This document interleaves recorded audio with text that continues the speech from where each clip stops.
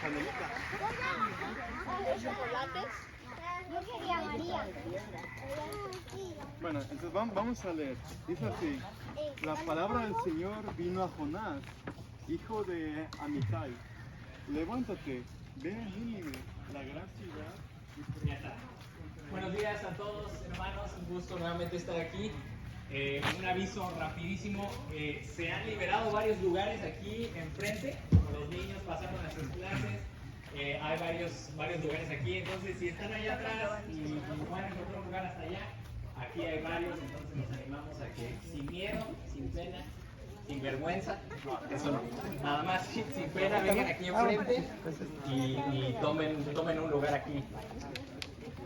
Otra cosa que también quería mencionar, y pues hoy tuvimos varios anuncios, entonces no queremos cansarlos con tantos anuncios, pero algo importante que queremos pues mencionar también es que durante el mes de noviembre vamos a tener un énfasis en nuestras células, un énfasis de oración.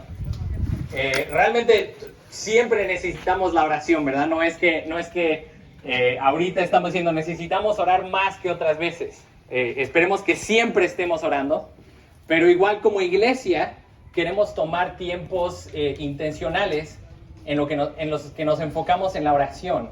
Entonces, durante el mes de noviembre en nuestras células, en lugar de estar repasando el mensaje de los domingos, vamos a dedicarnos a la oración, vamos a estar orando por varias cosas. El pastor Natán va a mandar una guía y él va a dar más detalles más adelante, pero solamente les queríamos avisar eso. Y providencialmente estamos entrando a un pasaje en Efesios que nos habla precisamente de la oración. Estamos entrando a una sección en Efesios donde Pablo se da cuenta, o no se da cuenta, ya sabía, pero donde Pablo nos está mostrando que vivimos en una guerra espiritual, que vivimos en un mundo plagado por el mal, por las fuerzas del maligno, y nosotros necesitamos orar, ¿verdad? Justo cuando llegamos, fuimos a Telcel, sacamos nuestros números nuevos, y le mandaron un mensaje a mi esposa y le pregunté que si podía dar esta ilustración y me dijo que sí, que está bien. Entonces se las comparto.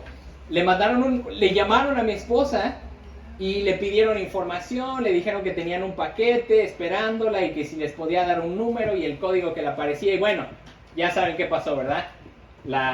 Le hackearon su número de WhatsApp.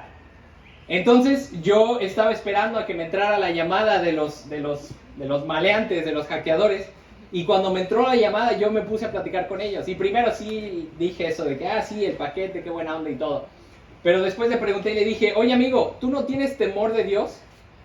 Y me dijo, ¿qué? Y dije, sí, ¿no tienes temor de Dios? ¿No crees en Dios? Y me dice, no, yo solamente la Santa Muerte. Y me cuelga. Y ya le mandé un mensaje ahí, pues se sentía raro porque estaba mandando el mensaje a al número de mi esposa, pero le mandé un mensaje y le dije, amigo, tienes que arrepentirte. El Espíritu de Dios es mucho más poderoso que la Santa Muerte. Y ahí pues supuestamente le prediqué el Evangelio por WhatsApp, no sé qué pasó, no sé si lo escuchó o no, pero el punto de todo esto es que vivimos en un mundo pagano. Vivimos en un mundo donde la oscuridad todavía reina. Vivimos en un mundo donde las fuerzas del enemigo están vivas y activas. Vivimos en un mundo, de hecho vivimos en un país, ¿verdad? Lo vemos, tristemente lo vemos, que vivimos en un país donde la influencia del maligno está muy fuerte. No nos debería sorprender que nuestro país es tan violento, tan corrupto, hay tanto crimen, cuando hay tanto culto a la Santa Muerte, cuando hay tanta idolatría, ¿verdad? Cuando la gente adora ídolos que están animados por demonios, ¿verdad? No nos debería sorprender, a veces como que no relacionamos esas dos cosas, ¿verdad? A veces decimos, bueno, México es un país violento, es un país inseguro, pero pues, bueno, ni modo. Pero no nos ponemos a pensar y a decir, bueno, ¿por qué será tan violento y tan inseguro y tan corrupto? Pues nada más fijémonos en lo que nuestro país valora, en los valores paganos que nuestro país valora, en el culto a la Santa Muerte, a los ídolos, el santerismo, a todo eso, ¿verdad? Entonces, en este pasaje Pablo nos está demostrando que vivimos en una guerra espiritual, que nosotros como creyentes estamos en un campo de batalla.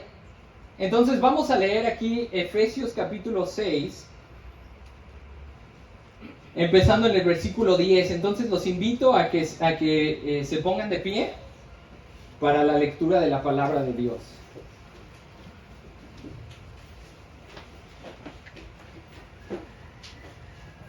Dice así, Efesios 6, 10. Por lo demás, fortalezcanse en el Señor y en el poder de su fuerza. Revístanse con toda la armadura de Dios, para que puedan estar firmes contra las insidias del diablo. Porque nuestra lucha no es contra sangre y carne, sino contra principados, contra potestades, contra los poderes de este mundo de tinieblas, contra las fuerzas espirituales de maldad en las regiones celestes. Por tanto, tomen toda la armadura de Dios para que puedan resistir en el día malo. Y habiéndolo hecho todo, estar firmes. Estén pues firmes, ceñida su cintura con la verdad, revestidos con la coraza de la justicia, y calzados los pies con la preparación para anunciar el evangelio de la paz. Sobre todo, tomen el escudo de la fe, con él podrán apagar todos los dardos encendidos del maligno. Tomen también el casco de la salvación y la espada del Espíritu, que es la palabra de Dios. Vamos a orar. Señor, te agradecemos por tu palabra. Te pedimos que nos fortalezcas, que nosotros como iglesia podamos ser fortalecidos en tu poder, que nos podamos revestir de la armadura que tú nos das, que tú has preparado para nosotros en Cristo. Que no seamos ingenuos sobre la existencia del maligno, sobre la existencia de esta guerra espiritual en la que nos encontramos. Que nos paremos firmes, que avancemos con el evangelio, que no tengamos miedo, que luchemos como soldados de tu reino. Por favor, guíanos, Señor, háblanos hoy por medio de tu palabra. Lléname de tu espíritu para compartir tu palabra. Llénanos a todos de tu espíritu para entender. Abre nuestros corazones, te lo pedimos, Dios, transfórmanos. En nombre de Cristo Jesús. Amén. Pueden tomar asiento. Bueno, entonces estamos hablando de la guerra espiritual, ¿verdad? Pablo nos habla sobre la guerra espiritual y yo personalmente creo que uno de los obstáculos más grandes para la iglesia en esta batalla espiritual es que no entendemos bien la naturaleza de la guerra en la que nos encontramos. Entonces, antes de empezar a hablar de la armadura, que obviamente la armadura pues es el tema principal, ¿no?, de este pasaje, pero quisiera explicar un poquito, o quisiera aclarar un poquito un par de, a lo mejor, dudas que tenemos o malentendidos que tenemos sobre la guerra espiritual. En primer lugar, yo pienso que una de las confusiones más grandes que existen hoy en día en la iglesia, a lo mejor también fuera de la iglesia, pero en la iglesia, es que muchas personas ni siquiera creen que la guerra espiritual es real. Existe mucha gente en el mundo, ¿verdad? Fuera, no en la iglesia, pero en el mundo. Existe mucha gente que cree que Satanás no es real o que no está activo. Hay incluso personas cristianas que piensan que Satanás no es real o por lo menos viven como si Satanás no existiera. Pero Jesucristo, nuestro Señor, el Señor Jesucristo, Él asumió la existencia de Satanás, ¿verdad? Él cuando estuvo en el ministerio, aquí en su ministerio terrenal, Él habló varias veces de Satanás. Él habló de que Satanás existe, de que Satanás está vivo, de que Satanás es un enemigo. El apóstol Pablo también, fíjense en el lenguaje que utiliza aquí en Efesios, ¿verdad? Él dice, en el versículo 11 dice, revístanse con toda la armadura de Dios, para que puedan estar firmes contra las insidias del diablo. Y luego cuando habla del escudo, dice que es para que podamos resistir los dardos encendidos del maligno. Entonces, hermanos, cualquier iglesia o creyente que no crea o no se esté tomando en serio esta batalla espiritual en la que nos encontramos, es una víctima fácil del enemigo. Si tú no crees en que Satanás existe, o si a lo mejor minimizas el rol o el poder de Satanás, eres una víctima fácil en esta batalla espiritual. Si nosotros como iglesia no nos tomamos en serio la guerra espiritual, no nos tomamos en serio el poder que tiene Satanás, entonces ya estamos perdiendo en esta guerra. Ahora, a lo mejor el problema no es que no creamos en la existencia de Satanás, sino tal vez lo subestimamos. Pero la realidad es que Satanás está vivito y coleando. Y además Satanás no es un tonto. La palabra de Dios nos dice que nos pongamos la armadura para estar firmes contra las insidias de Satanás. Y a lo mejor uno se pregunta y dice, bueno, ¿qué son insidias? Insidias son estrategias. Y esto es importante. Esto quiere decir que Satanás no está peleando a lo loco. Satanás no está diciendo, bueno, pues a ver, voy a intentar esto a ver si funciona. No. Satanás es un enemigo que tiene miles de años de experiencia en todo esto, ¿verdad? ¿Cuánto tiempo lleva Satanás existiendo? Miles de años. Entonces Satanás tiene experiencia. Como dice el dicho, más sabe el diablo por viejo que por ser diablo, ¿verdad? Entonces Satanás tiene experiencia y utiliza sus estrategias para tratar de destruirnos, para tratar de hacernos caer, para hacernos daño. Pablo nos dice en el versículo 12, dice, nuestra lucha no es contra sangre y carne, sino contra principados, contra potestades, contra los poderes de este mundo, de tinieblas, contra las fuerzas espirituales de maldad en las regiones celestes. Dice ahí que tenemos esta armadura es para que podamos resistir en el día malo. Y realmente si somos honestos, vivimos en un mundo de días malos, ¿verdad? Siempre el enemigo está atacando, el enemigo está tratando de destruirnos. Veamos brevemente lo que la historia de la Biblia dice sobre Satanás. Quiero nada más brevemente para que realmente veamos que Satanás es real. Sabemos que Satanás era un ángel que Dios creó y que se rebeló contra Dios y fue expulsado del cielo y fue lanzado a la tierra y se llevó consigo un ejército de ángeles, ¿verdad? Sabemos que Satanás está merodeando el mundo como león rugiente buscando a quien devorar. Satanás está tratando de destruirte a ti y a tu familia. Y si es posible, hasta matarte físicamente. Satanás tiene el poder de hacer eso. Obviamente él necesita el permiso de Dios, pero sabemos por Job que Satanás tiene el poder de enfermarte, tiene el poder de quitarte cosas, incluso de quitarte la vida. Por eso Dios le dijo, sí, puedes tocar su cuerpo, pero no lo mates, ¿verdad? Satanás tiene a todas las naciones engañadas. Aunque ahora las buenas noticias es como Cristo ya ha venido, Cristo ha atado a Satanás, lo ha limitado en su habilidad de engañar a las naciones, pero aún así Juan, el apóstol Juan nos dice, en primera de Juan capítulo 5, versículo 19, que sabemos que el mundo entero está bajo el poder del maligno. Recuerdan, cuando Cristo llegó a Israel, cuando Cristo se encarnó, cuando comenzó su ministerio terrenal, ¿cómo encontró a Israel? ¿Lo encontró ya conquistado, ya completamente todo bajo control?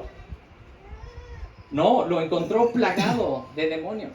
Ese era el trabajo de Josué y del pueblo de Israel, ¿verdad? Cuando Josué y el pueblo de Israel llegaron a la tierra prometida, ellos tenían que sacar a todas las naciones que estaban ahí porque estaban influenciadas por demonios. Pero como fallaron, cuando llegó Jesucristo a Israel, llegó a una tierra prometida que estaba plagada de demonios. Incluso recuerda, ¿no? En la sinagoga, Jesús está predicando en la sinagoga y aún así hay un demonio ahí que sale. Entonces estaba plagado de demonios cuando llegó y de hecho ellos estaban sorprendidos de verlo ahí. Los demonios estaban sorprendidos de ver a Cristo. Recuerden también que en una ocasión acusaron a Jesucristo de que Él sacaba demonios por el poder de Satanás. ¿Y qué les dijo Él, verdad? Les dijo como una parábola. Y les dijo, ¿cómo puedes entrar a la casa de un hombre fuerte y robarte sus bienes sin primero atarlo? Entonces ahí Jesucristo estaba diciendo, yo ya até a ese hombre fuerte y ahora estoy saqueando sus bienes, estoy saqueando el reino de las tinieblas.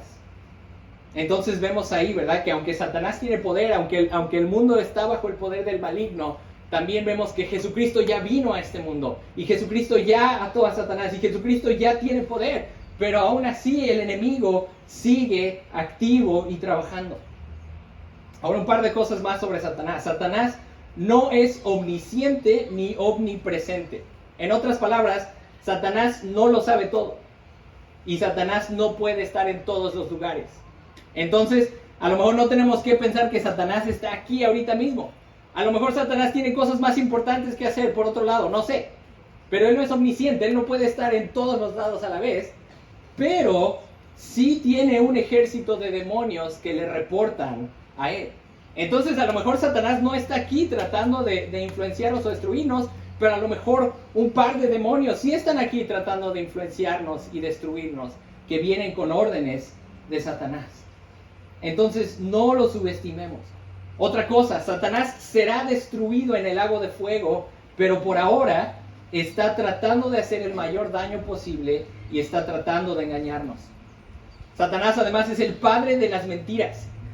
Y esto lo hace muy peligroso porque no es tan fácil de distinguir su influencia. Si Satanás se te apareciera ahorita así como Satanás y te dijera, soy Satanás, te voy a hacer caer, pues no caeríamos, ¿verdad? Nos huiríamos. Pero el problema de Satanás es que él es el padre de las mentiras. Él se disfraza como un ángel de luz. Y él trata de destruirnos con cosas inocentes, con cosas que suenan bien. Satanás, así como lo hizo con Adán y Eva, él tomó una verdad que Dios les había dado y la distorsionó solamente lo suficiente para no espantarlos, pero para hacerlos caer. Y así es como Satanás nos ataca. No nos va a venir con una mentirototota así súper obvia. Más bien él va a venir y va a tomar algunas verdades y las va a distorsionar nada más un poquito y nos la va a tratar de convencer de esas cosas para que seamos engañados. Entonces, hermanos, es muy ingenuo de nuestra parte pensar que esta batalla espiritual es algo secundario o es algo de poca importancia, o peor aún, que no es real. Pero tristemente muchos vivimos como si estuviéramos en un día de campo, no en un campo de batalla. Muchas veces nosotros le damos acceso ilimitado a nuestros hijos a la televisión o al celular. No nos importa con qué amigos juegan. O a veces nosotros mismos nos tragamos toda la supuesta sabiduría que vienen en las redes sociales o en la televisión o en las revistas o de los amigos, sin ni siquiera analizarla. Nosotros muchas veces aceptamos cualquier filosofía nueva o cualquier enseñanza nueva que se escucha bonita, se escucha atractiva, pero no nos tomamos el tiempo de discernir, de orar y decir, bueno, ¿será que esto es verdad? ¿O será que Satanás está tratando de engañarme? Entonces esa es una de las aclaraciones. La otra es que esta guerra espiritual sí es una guerra espiritual, pero tiene repercusiones en el mundo físico, ¿verdad? A veces la tentación es escuchar este pasaje que dice que nuestra lucha no es contra sangre y carne, sino contra principados, potestades, poderes de este mundo, etcétera, etcétera, y decir, bueno, esta es una batalla espiritual. O sea, hay una diferencia entre lo que pasa espiritualmente y lo que pasa físicamente. Pero la realidad, hermanos, es que lo que sucede en el ámbito celestial, en el ámbito invisible o espiritual, tiene repercusiones en el ámbito físico, ¿verdad? Sabemos por las escrituras que existen dos esferas. Está lo visible y lo invisible. O está la esfera celestial y la esfera terrenal. Y aunque esta batalla sí es con las entes celestes, con principados, con potestades, con espíritus, su actividad está aquí en la tierra. Recordemos que Satanás y sus demonios fueron lanzados a la tierra y ellos operan desde aquí para tratar de destruir cosas físicas. Un ejemplo, a lo mejor para que podamos pensar en esto un poquito más. En el libro de Judas hay algo interesante donde se nos dice que el arcángel Miguel estaba peleando contra Satanás. ¿Y recuerdan por qué estaban luchando? Peleaban por el cuerpo de Moisés. Entonces ahí tenemos un buen ejemplo donde es una pelea celestial, una pelea espiritual, pero que tiene repercusiones terrenales. Estaban peleando por el cuerpo de Moisés. Igual en el libro de Daniel vemos que hay ángeles, hay demonios que están controlando reinos. Igual vemos cuando Jesús llega a la tierra de Gadara y expulsa a uno de los demonios, el demonio le pide, no nos saques de aquí todavía. queremos estar aquí en esta región todavía. Entonces, hermanos, esta guerra, aunque es una guerra espiritual, tiene repercusiones en esta tierra. No es irrelevante. Nuestra familia, nuestra comunidad, nuestra vida son afectadas por esta batalla. Cuando el reino de Dios avanza, afecta de forma tangible a las familias, a las comunidades e incluso a las naciones. Y cuando el reino de Dios es empujado hacia atrás, cuando la iglesia es infiel, cuando la iglesia cae, entonces el reino de las tinieblas viene y ocupa. Y por eso les decía, hermanos, no es coincidencia que nuestro país está plagado del crimen cuando hay un culto tan fuerte a la Santa Muerte, a los ídolos. Cuando el mismo gobierno federal mete, o a nivel local, no sé, pero cuando el gobierno empieza a meter ideologías paganas y cultos paganos. No es coincidencia que vivamos en una sociedad corrupta e inmoral cuando vivimos en una cultura idólatra. Y por eso nosotros debemos de saber que esta guerra espiritual en la que estamos tiene repercusiones físicas. A veces cuando pensamos en la guerra espiritual, como que nada más pensamos de forma individual, ¿verdad? Digo, bueno, a lo mejor como hoy me desperté y no leí mi Biblia porque me distraje con mi teléfono, pues eso fue Satanás que me tentó. Y sí, a lo mejor sí fue un demonio de Satanás que te tentó o algo así, sí hubo una guerra espiritual ahí. Pero esa es una batallita pequeñísima. No que no importe, sí importa. Pero a veces pensamos que la guerra espiritual únicamente sucede individualmente y ya. Pero no nos damos cuenta que la batalla espiritual tiene repercusiones enormes en este mundo. Bueno, entonces ahora sí, a la luz de esta guerra espiritual en la que estamos, vamos a ver los mandamientos que se nos dan aquí, el ánimo que Pablo nos da aquí. Primero que nada nos dice en el versículo 10, por lo demás, fortalezcanse en el Señor. Y aquí esta palabra, este mandamiento de fortalecernos en el Señor, realmente es un mandamiento que cuando lo lees en el griego está en una voz pasiva. Es decir, una mejor traducción sería, seamos fortalecidos en el Señor, sean fortalecidos en el Señor. Y la razón por la que menciono esto, la razón por la que la enfatizo, es porque la vida cristiana no se puede vivir en nuestras propias fuerzas, sino en la fuerza de Cristo. Sería muy tonto o muy ingenuo pensar que nosotros tenemos las fuerzas necesarias para luchar contra las entidades de maldad de este mundo. No tenemos la fuerza para resistir al diablo. Necesitamos la fortaleza de Jesucristo. Necesitamos revestirnos del Señor Jesucristo. Necesitamos ponernos al Señor Jesucristo. Por eso precisamente vamos a pasar este mes de noviembre orando. Porque vamos a estar pidiéndole a Jesucristo que nos fortalezca, que nos ponga su armadura, que nos revista. Porque estamos en medio de una batalla espiritual muy fuerte. Además, recuerden el contexto de este pasaje. ¿Cuáles fueron los mandamientos anteriores que les dio Pablo? Esposos, amen a sus esposas. Esposas, sométanse a sus maridos. Padres, eduquen a sus hijos, críen a sus hijos en la disciplina del Señor, en la paideía del Señor. Hijos, obedezcan a sus padres, honren a sus padres. Siervos o empleados, trabajen para el Señor, respeten a sus patrones. Patrones, traten bien a sus empleados. Entonces, el contexto de este pasaje nos dice que la batalla espiritual a veces se pelea de esa forma. La batalla espiritual se pelea cuando yo amo a mi esposa, cuando educo a mis hijos, cuando soy un buen trabajador. Pero tengo que recordar que yo no puedo hacer esto en mis propias fuerzas. ¿Cuántas veces has tratado de hacer estas cosas en tus propias fuerzas y fallado? A cada rato. Pero ¿qué pasa cuando vienes al Señor en oración? ¿Qué pasa cuando te pones de rodillas y dices, Señor, por favor, te pido que tú me fortalezcas, que tú me ayudes, que nos fortalezcas para que te podamos obedecer? Y las buenas noticias es que Jesucristo ya nos ha dado todo. Dios ya nos ha dado todo lo que necesitamos para la vida y la piedad. En segunda de Pedro, capítulo 1, versículo 3, dice que su divino poder, segunda de Pedro, no sé si está en la pantalla o no, ahí está. Su divino poder nos ha concedido todo cuanto concierne a la vida y a la piedad mediante al verdadero conocimiento de aquel que nos llamó por su gloria y excelencia. Dios ya nos dio todo lo que necesitamos para la vida y para la piedad. En Jesucristo tenemos ya todo lo que necesitamos. Entonces aquí solamente quiero mencionar una exhortación breve. Primero que nada, amigo, si todavía no crees en Jesucristo, si todavía estás viviendo tu vida en tus propias fuerzas, si no has recibido el regalo de salvación que Cristo ofrece, este mensaje es para ti. Aunque lo sepas o no, estás del lado equivocado en esta guerra. Todavía perteneces al reino de las tinieblas. Y tienes que venir a Jesucristo, tienes que pedirle que te rescate.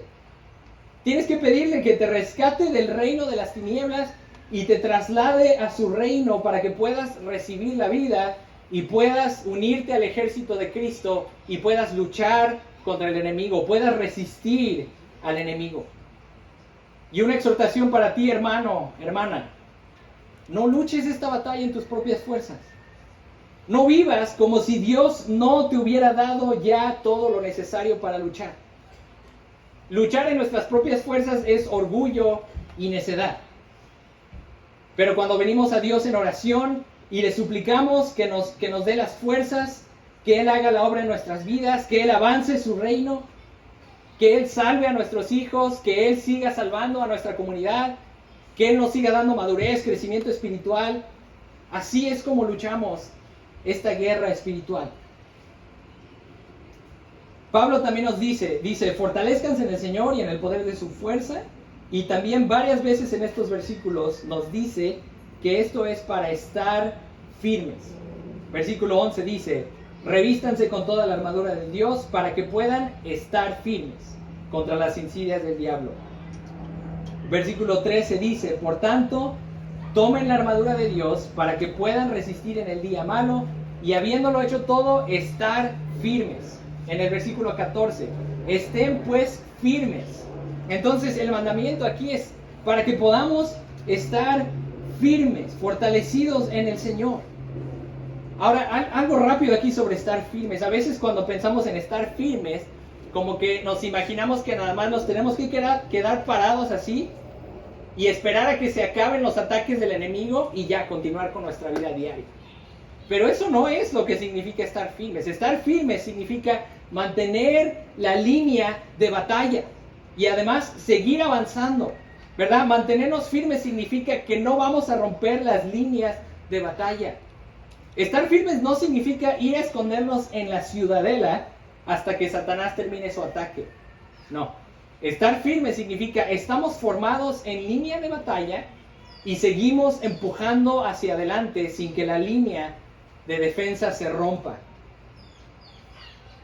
Entonces nosotros como iglesia nos corresponde pararnos firmes, permanecer firmes y seguir empujando contra el reino de las tinieblas.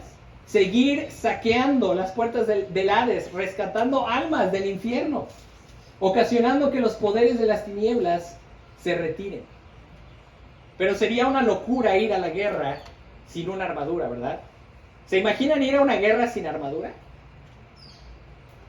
Sería horrible. De por sí ya da miedo ir a una guerra, pero ahora imagínate una guerra así de esas de antes, donde era así cuerpo a cuerpo, espadas, lanzas, flechas. Imagínate ir a una guerra sin armadura.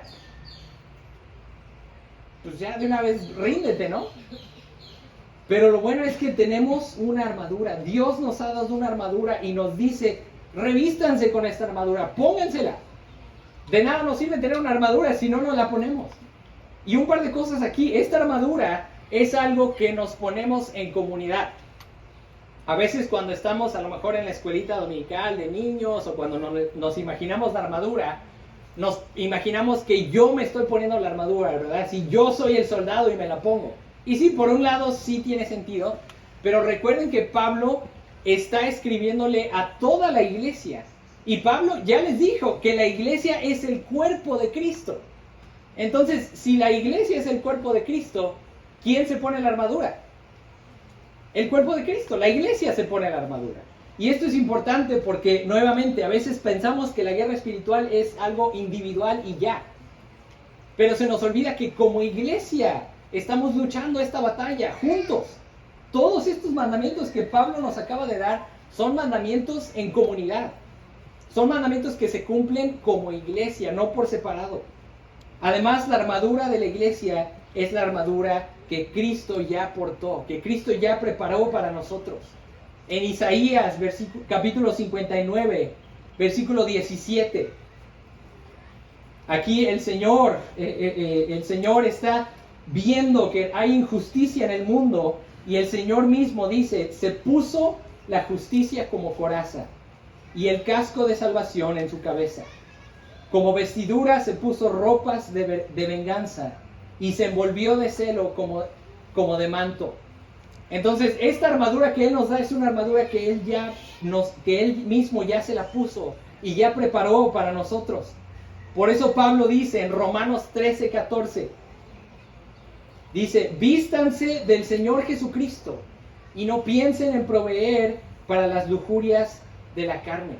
Hermanos, Cristo es esa armadura, nos ponemos a Jesucristo como iglesia. Y ahora sí, veamos las piezas de la armadura. Primero que nada es el cinturón de la verdad, ¿verdad? Pablo dice ahí en el versículo 14, estén pues firmes, ceñida su cintura con la verdad. Y si estamos luchando contra el padre de la mentira, entonces tiene sentido que luchemos con la verdad. Fíjense cómo Jesucristo describe al enemigo en Juan 8:44. Dice, les está hablando a los fariseos y les dice, ustedes son de su padre el diablo y quieren hacer los deseos de su padre. Él fue un asesino desde el principio y no se ha mantenido en la verdad porque no hay verdad en él. Cuando habla mentira, habla de su propia naturaleza porque es mentiroso y el padre de la mentira. Si queremos luchar contra el padre de la mentira, tenemos que luchar con la verdad. No podemos usar la mentira para luchar contra él, tenemos que utilizar la verdad. Y por eso Pablo nos exhorta a que hablemos la verdad en amor unos con otros. Si queremos luchar contra los engaños del enemigo que están por todos lados en este mundo, la forma en la que luchamos es cuando nos animamos entre nosotros con la verdad, cuando nos predicamos la verdad, cuando nos aconsejamos la verdad, ¿verdad? Cuando un hermano viene y te dice, oye, fíjate que estoy batallando con esto, en lugar de decirle una frase así rara que aprendiste en Facebook o en la tele o lo que sea, mejor dale una frase de la Biblia. Mejor dale un consejo de la verdad de la palabra de Dios. Luego dice ahí en el versículo 14, revestidos con la coraza de la justicia. Y la justicia, hermanos, es la obediencia a Dios. La justicia es una vida de rectitud y de obediencia a Dios. Pero recuerden que nosotros éramos injustos, éramos pecadores. Pero recuerden que Jesucristo, cuando murió en la cruz, Él nos dio su justicia y tomó nuestro pecado, tomó nuestra injusticia y nos dio su justicia. Y ahora tenemos ya la justicia de Jesucristo cubriéndonos. Y esto quiere decir que ahora ya le podemos obedecer, podemos vivir en santidad. Luchamos contra Satanás cuando vivimos en justicia y en santidad. Luego dice ahí como calzado, en el versículo 15, y calzados los pies con la preparación para anunciar el evangelio de la paz. Satanás odia el evangelio porque es el poder de Dios para salvación. El evangelio es el poder que Dios utiliza para liberar a las personas del reino de las tinieblas. Las personas están atrapadas bajo el dominio del maligno, bajo el reino de las tinieblas, hasta que escuchan el evangelio y de una forma sobrenatural sus corazones son transformados, sus ojos son abiertos y son rescatados del dominio de las tinieblas. Y nosotros como iglesia, nuestro calzado es la preparación y la disposición de predicar el evangelio. Como iglesia siempre tenemos que estar listos para predicar el evangelio de paz para con Dios. El evangelio siempre tiene que estar en la punta de nuestras lenguas. Cuando estás hablando con tu vecino, cuando estás hablando con tu compañero de trabajo, con tu hijo, tu hija, con quien sea, el evangelio siempre tiene que estar ahí listo para ser compartido. Luego dice, Sobre todo, tomen el escudo de la fe, versículo 16, con el que podrán apagar todos los dardos encendidos del maligno. Una de las formas en las que Satanás nos ataca es acusándonos. Dice en Apocalipsis que Satanás es el acusador de los hermanos. También vemos en Zacarías 5:1 que Satanás acusó a Josué, uno de los sacerdotes, lo acusó de que tenía vestiduras manchadas, vestiduras sucias. Y eso es lo que hace Satanás. Satanás nos acusa. Satanás te ve y dice, tú pecaste, ¿te acuerdas? ¿Verdad? Acuérdate que ayer pecaste. Ahorita estás aquí en la iglesia y según cantando, levantando las manos, pero acuérdate lo que hiciste ayer. ¿Por qué no le dices a los hermanos lo que hiciste ayer? ¿Por qué no le dices a Dios lo que hiciste ayer? ¿Verdad? Satanás acusa. Y no acusa como para que nos arrepintamos. No te está acusando para llevarte a Jesucristo. Te está acusando para desanimarte y para neutralizarte. Te está acusando para que dejes de alabar a Dios. Te está acusando para que dejes de predicar el Evangelio. Para que dejes de vivir la vida cristiana. Y por eso necesitamos el escudo de la fe. Necesitamos ese escudo para resistir los ataques y decir, sí, Satanás, hice eso, pequé contra Dios, pero ¿qué crees? Como tengo fe en Dios, tengo fe de que Él ya me perdonó. Tengo fe de que Él ya me dio la salvación. De la misma forma, dice ahí que tomen, en el versículo 17, tomen también el casco de la salvación. Un ataque a la cabeza sería un ataque mortal. Pero gracias a Dios, nuestra vida, nuestra cabeza está protegida por la salvación que Dios nos da. Hermano, hermana, el enemigo te puede quitar todo. Incluso la vida terrenal, te puede pasar lo que le pasó a Job. Pero hay una cosa que Satanás no te puede quitar. Satanás no te puede quitar la salvación que ya Cristo ganó por ti. No te la puede quitar. Pablo dice en Romanos 8, 38 a 39, dice, porque estoy convencido de que ni la muerte, ni la vida, ni ángeles, ni principados, ni lo presente, ni lo porvenir, ni los poderes, ni lo alto, ni lo profundo, ni ninguna otra cosa creada, nos podrá separar del amor de Dios que es en Cristo Jesús, Señor nuestro. Satanás no te puede quitar tu salvación que ya te dio Dios por medio de Jesucristo. Por eso tenemos ese casco de la salvación que nos protege. Y por último dice ahí, y la espada del Espíritu, que es la palabra de Dios. Esta es nuestra arma ofensiva. Luchamos contra Satanás con la palabra de Dios. A veces la tentación es pensar que la palabra de Dios no es suficiente para pelear esta guerra. A veces, especialmente a lo mejor si creciste en la iglesia o si ya llevas muchos años como cristiano, a veces tenemos la tentación como decir, es que eso ya lo sé. Es que vamos a estudiar algo que yo ya sabía. ¿Cuántas veces has estudiado este pasaje? Un buen de veces. Pero a veces tenemos esa tentación de pensar que a lo mejor necesitamos la palabra de Dios y algo más. Algún aditivo, alguna estrategia, algo especial, algo diferente. Pero debemos recordar que Cristo mismo, cuando Él fue tentado por Satanás, Él contraatacó con la palabra de Dios. Y curiosamente una de las cosas que le dijo a Satanás fue esta, le dijo, no solo de pan vivirá el hombre, sino de toda palabra que sale de la boca de Dios. Hermanos, la palabra de Dios es suficiente para que podamos luchar contra el enemigo, para que podamos pelear y contraatacar a Satanás. No necesitamos aditivos. Necesitamos lo que Dios nos dice en su palabra. Y así es como luchamos en esta guerra, hermanos. Entonces, nada más como conclusión. Vivimos en un campo de batalla.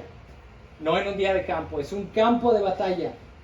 Pero Dios nos ha dado en Cristo todo lo que necesitamos para luchar y para ser victoriosos.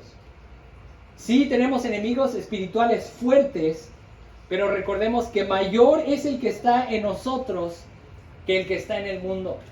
Tenemos a Jesucristo con nosotros, somos de Él, le pertenecemos. Entonces, como iglesia, revistámonos de la armadura y parémonos firmes ante los ataques de Satanás. Vamos a orar. Gracias, Señor, por tu palabra. Por favor, fortalécenos. Ayúdanos a luchar, ayúdanos a resistir al diablo para que huya de nosotros. Ayúdanos a ponernos esta armadura como iglesia y avanzar contra el reino de las tinieblas aquí en Puerto Escondido. Te pedimos que tú, por medio de tu iglesia, expulses a las tinieblas de aquí de Puerto, de Oaxaca, de México, del mundo. Que podamos vivir en obediencia a ti, Señor. Por favor, ayúdanos a pelear esta buena batalla. En nombre de tu Hijo Jesucristo. Amén.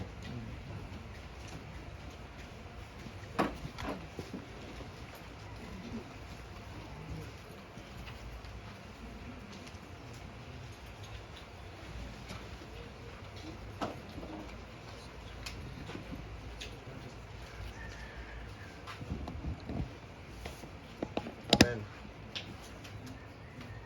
Amén. Gloria a Dios.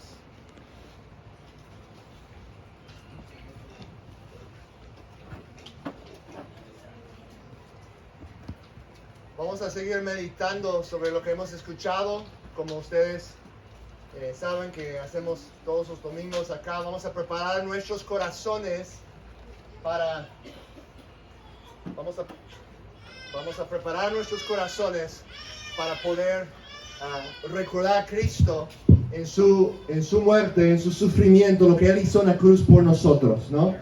Entonces tomemos unos momentos de silencio, de pausar, respirar profundamente, dar gracias a Dios por la vida que nos ha dado, dar gracias por Cristo, confesar nuestro pecado, ¿no?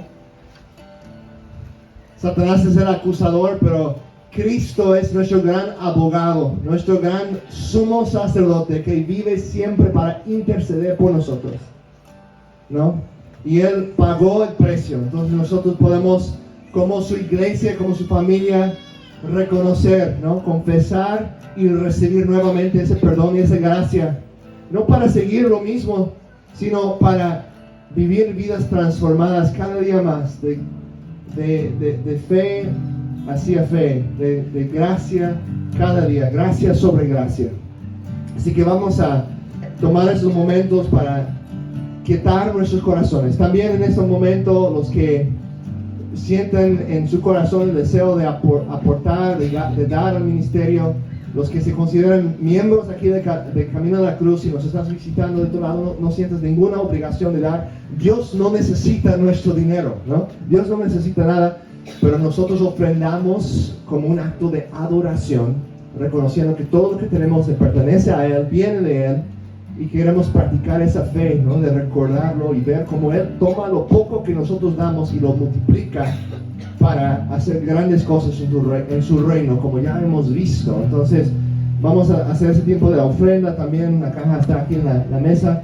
Si necesitas oración por cualquier cosa que está pasando en tu vida, enfermedad, luchas en tu matrimonio, si quieres conocer a Cristo, dices yo quiero saber más de lo que están practicando, acérquense con nosotros.